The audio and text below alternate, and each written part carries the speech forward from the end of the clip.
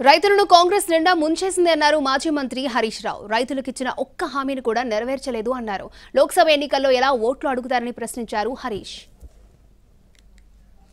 దగా వ్యవసాయ కూలీలకు 12,000 రూపాయలు ఇస్తాం.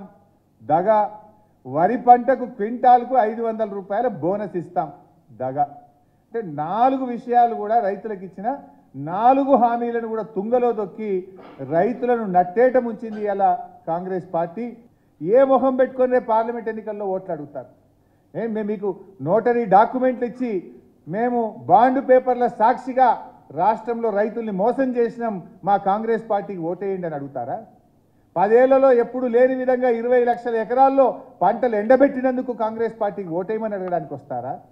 నీటి నిర్వహణలో వైఫల్యం చెందాం, కరెంటు సరిగా ఇవ్వలేకపోయాం, మీ మోటార్లు గాలబెట్టాం, ట్రాన్స్ఫార్మర్లు కాలిపోయి రైతుల మీద అదనపు భారం పడ్డందుకు కాంగ్రెస్ పార్టీకి ఓటేయమని అడగడానికి మీరు గ్రామాల్లోకి వస్తారని నేను అడుగుతా ఉన్నా.